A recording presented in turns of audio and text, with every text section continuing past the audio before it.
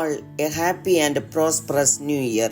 2025 പ്രവേശിച്ചിരിക്കുന്ന എല്ലാവരെയും ദൈവം ഈ പുതുവർഷത്തിൽ ധാരാളമായി അനുഗ്രഹിക്കട്ടെ എന്ന് പ്രാർത്ഥിക്കുന്നു. എല്ലാ വർഷത്തിന്റെ ആരംഭത്തിൽ നാം സന്തോഷവും സമാധാനവും ശുഭതയും ഒക്കെ വിഷ് ചെയ്യാറുണ്ട്. 2024 നമ്മെ വിട്ടുപിരിഞ്ഞിട്ട് ചില മണിക്കൂറുകളെ ആയിട്ടുള്ളൂ. ആരംഭ മണിക്കൂർ മുതൽ ഇന്നലെ കഴിഞ്ഞ അവസാന മണിക്കൂർ വരെ നാം ഒന്ന് ചിന്തിച്ചു നോക്കിയാൽ സന്തോഷത്തിന്റെയും സങ്കടത്തിന്റെയും നന്മയുടെയും തിന്മയുടെയും കരച്ചിലിന്റെയും ചിരിയുടെയും ഒക്കെ സമ്മിശ്ര ജീവിതമായിരുന്നു അത് എന്ന് നമുക്ക് മനസ്സിലാക്കാൻ കഴിയും. ഭൂമിയിൽ ജനിക്കുന്ന എല്ലാ മനുഷ്യരും അവസാന ദിനമായ തങ്ങളുടെ മരണം വരെ ജീവിച്ചേ മതിയാകൂ. അറിവാകുന്നത് മുതൽ നാം എങ്ങനെയാണ് ജീവിതത്തെ കൈകാര്യം ചെയ്യുന്നത് അതനുസരിച്ചായിരിക്കും നമുക്ക് ജീവിതത്തിൽ ലഭിക്കുന്ന റിസൾട്ടും.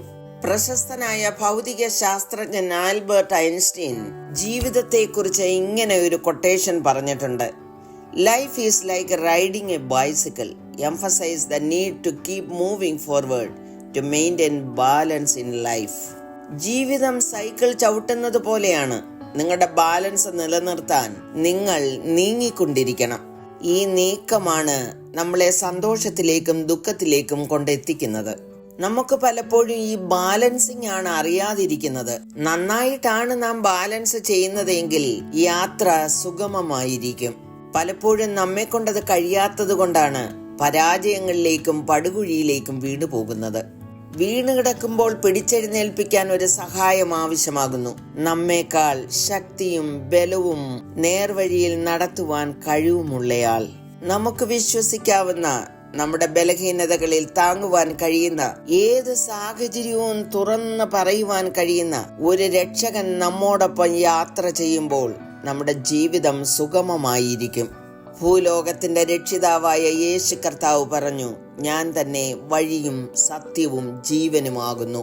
നാം ആരും ജീവിതത്തിൽ നശിച്ചു പോകാതിരിക്കേണ്ടതിന് ദൈവം നമ്മെ സ്നേഹിച്ചതുകൊണ്ട് തന്റെ ഏകജാതനായ പുത്രനെ നമുക്ക് വേണ്ടി ലോകത്തിൽ അയച്ചു തന്നു.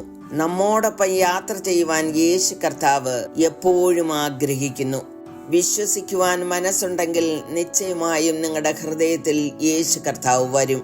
യെഹെസ്കേൽ 36:26 പറഞ്ഞിരിക്കുന്നത്, ഞാൻ നിങ്ങൾക്ക് പുതിയൊരു ഹൃദയം തരും, പുതിയൊരു ആത്മാവിനെ ഞാൻ നിങ്ങളുടെ ഉള്ളിലാക്കും. കല്ലായുള്ള ഹൃദയം ഞാൻ നിങ്ങളുടെ ജഡത്തിൽ നിന്ന് നീക്കി മാംസമായുള്ള ഹൃദയം നിങ്ങൾക്ക് തരും. I will give you a new heart and put a new spirit within you. I will take the heart of stone out of your flesh and give you a heart of flesh. യേശുവിനെ സ്വീകരിക്കുന്ന ഏവരുടെയും ഹൃദയത്തിൽ അവിടുന്ന് വസിക്കും. ജീവിതത്തിന്റെ എല്ലാ സാഹചര്യങ്ങളിലും അവിടുന്ന് കൂടെ ഉണ്ടായിരിക്കും. ജീവിതത്തിന്റെ പല സന്ദർഭങ്ങളിലും നമ്മുടെ ബാലൻസ് തെറ്റുമ്പോൾ അവിടുന്ന് നമ്മെ നേർവഴിയിലേക്ക് നടത്തും. വേദനപ്പെട്ട് കരയുമ്പോൾ മാറോടണച്ച് ആശ്വസിപ്പിക്കും. ഒരമ്മയെ ആശ്വസിപ്പിക്കുന്നതിലും അധികമായ സ്വാന്തനം നമുക്ക് ലഭിക്കും. സന്തോഷത്തോടും സമാധാനത്തോടും ജീവിതത്തിൽ ബാലൻസ് തെറ്റാതെ മുന്നോട്ട് ജീവിക്കുവാൻ കഴിയും. എന്നെ കേൾക്കുന്ന പല പ്രിയപ്പെട്ടവരും ഈ സ്വാന്തനം അനുഭവിച്ച് ജീവിക്കുന്നവരാണ് എന്ന് എനിക്കറിയാം.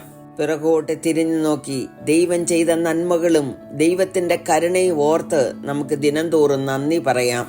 ആർക്കെങ്കിലും ഈ സമാധാനവും സന്തോഷവും ലഭിക്കാതെ ഇരിക്കുന്നുവെങ്കിൽ സമർപ്പിക്കാം.